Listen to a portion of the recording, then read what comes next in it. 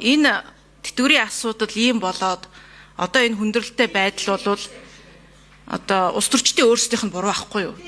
Тэрийгээ бид нар хүлээн зөвшөөрөх ёстой.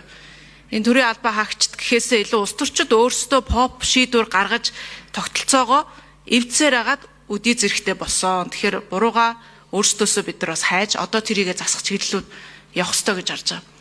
За би байнгын орон дарагшууны хувьд бас нэг юм тодруулчмаар байна. Асуулт байна. Түрүүн Авбакир сайд хариултандаа хэлжсэн жил болгон 280 орчим төгрөг одоо татаас хэлбэрээр зарим нэг мэрэгжлийн хүмүүсийн одоо тэтгэврт явдаг. Тэтгэврээр одоо даатгалын нийгмийн даатгалын шимтгэл төлдөггүй боловч шууд одоо 280 бол татаас хэлбэрээр гардгаа гэдэг тоо хэлжсэн.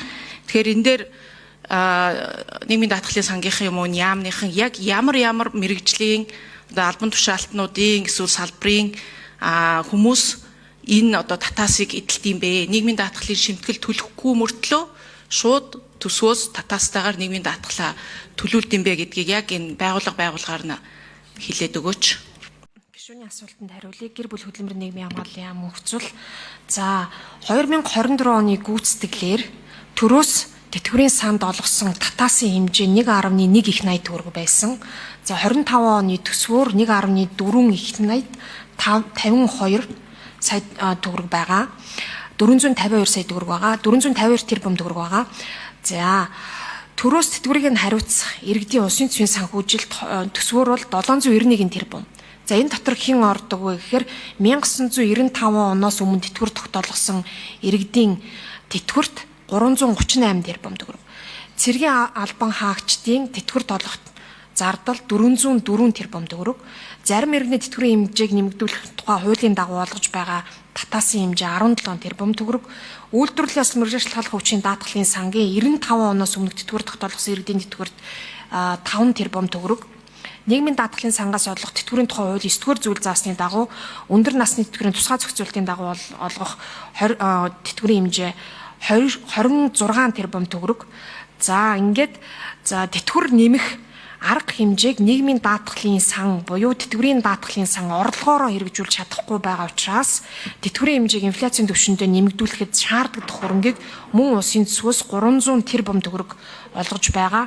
За үүн дээр нэмээд нийгмийн даатгалын буюу тэтгэврийн даатгалын шимтгэлээр орж ирж байгаа орлого маань нийт зардалгаа нөхөж чадахгүй байгаатай холбогдуулан 360 тэрбум төгрөгийн алдагдлыг мөн улсын төсвөөс олгож байна. Ингээд нийлбэр дүнгээрээ 1.4 их 80 төгрөгийг 2025 оны төсөвт тусган нийгмийн даатгалын санд сар бүр шилжүүлэн олгож байна.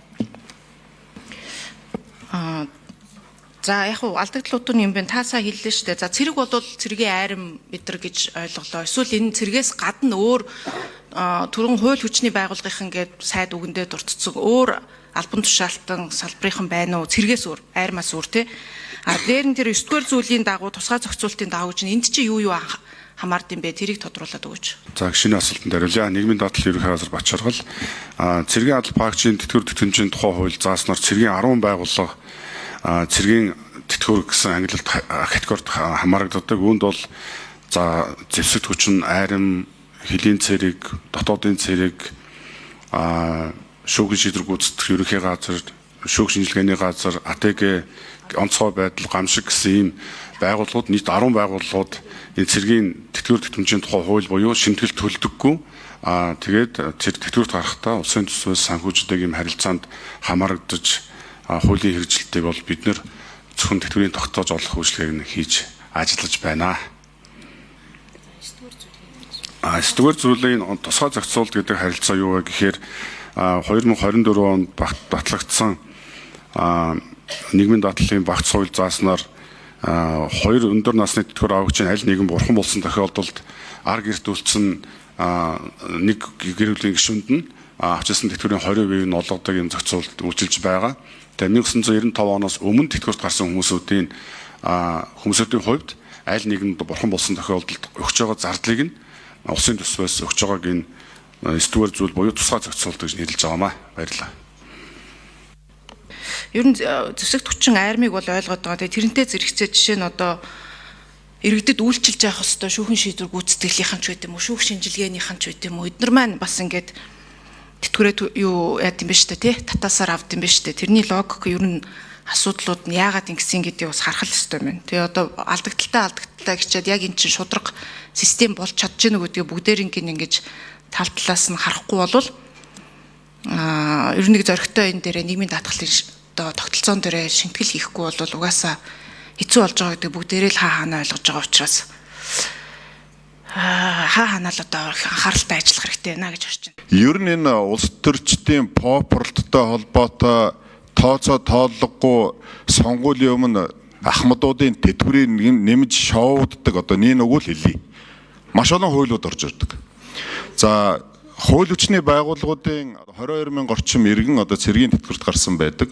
Нийгэм даатгалын шимтгэл төлөөгөө улсаас аваад ингээд нөгөө нийгэм даатгалын сангийн маань одоо алдагдал гэх юм бол улсын төсвөөс шууд 1.4 их найт төгрөгийн татаас.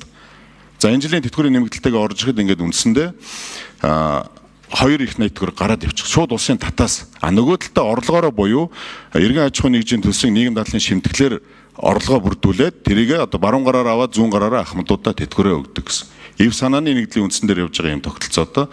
За нийгэм даатгал дээр ямар реформ та бүхэн бодоод явж байна гэж асууж байна. За одоо яг манай яам дээр үзэл баримтлалуудын бусад яамдууд руу явуулчихсан байж байгаа. Хувийн тэтгэврийн сангийн тухай хууль явж байгаа. Бид нар одоо яг энэ явж байгаа тогтолцооноос шууд ухрах уугүй юу гэдгээ бид нар сайн бодох хэрэгтэй. Нэгдсэн үндэсний байгууллагад бүртгэлтэй улсуудаас 160 гаруй улс нь яг манай Монгол улстай адилхан тогтолцоогоор явж байгаа. Нийгэм даатгалын сан маань өөрөө одоо хуримтлалын сан байх ёстой гэж үзээд маш олон улсууд энэ хуримтлалын тогтолцоо руу шилжээд одоо буцаад ухарч хуримтлалын тогтолцоотой байжгаад энэ санхүүгийн зах зээлд хөрөнгө оруулаад явах нь доктортой биш байна гэж. Энэ нөгөө зах зээл нь өөрөө доктортой биш болоод ирэхээр зэрэг ахмадуудын авдаг тэтгэвэр маань доктортой биш болоод ирлээ. Нэг хөрөнгө оруулалт нь ашиггүй болоод ирэхэд тэтгэвэр нь буурчдаг, ашигтай болох үед өсдөг. Тийм учраас Польш гэдэг ч юм уу Чили гэдэг улсууд маань энээс буцаад ухарч эхэлж байгаа. Тийм учраас манай дээр сонголттойгоор буюу энэ нийгэм даатгалын санд мөн хувийн тэтгэврийн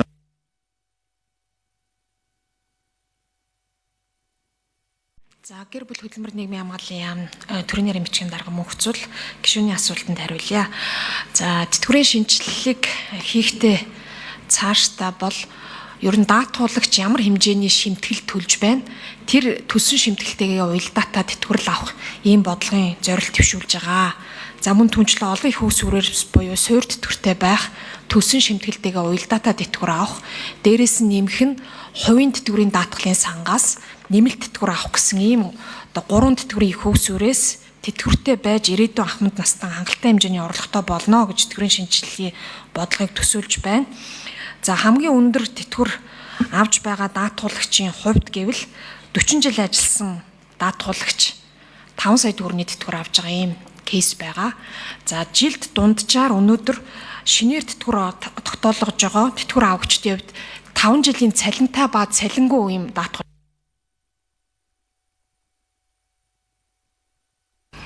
Салбарын хувьд аль салбарын ерөнхийдөө дунджаар хамгийн өндөр тэтгэвртэй байна, аль салбарын хамгийн бага тэтгэвртэй байна гэсэн энэ хариулт тааж байна.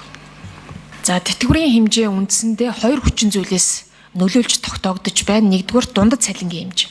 Хоёрдугаарт шимтгэл төлсөн хугацаа буюу ажилласан жил. За уул уурхаан салбарт албан ажиллагчдын хувьд дундад цалин өндөр учраас тэтгэврийн хэмжээ илүү өндөр гарах магадaltaй байна. Хамгийн бага тэтгэвэр авдаг ажил мэргэжлийн салбараар авч үзвэл хөдөө аж ахуйн салбар буюу малчдын хувьд ихэвчлэн доод хэмжээгээр тэтгэвэр тогтоологдог. За мөн 5 жилийн хугацаанд цалингүй, дараас нь цалингүй ийм даатгуулагчийн хувьд бол доод хэмжээний тэтгэвэр тогтоологдгоо. За өндөр цалинтай салбарууд илүү өндөр тэтгэвэр авах магадaltaй. За цэргийн албан хаагчдын хувьд бол нийгмийн даатгалын шимтгэл төлдөггүй, мөн нийгмийн даатгалын сангаас тэтгэвртэн зардал зарцуулдаггүй, улсын төсвөөс 100 хариуцж явдаг. За энэ улсын төсвөөс цэргийн албан хаагчдын хувьд ажилласан хугацаа ихэвчлэн их байдаг учраас дундад цалин хөлс бас харьцангуй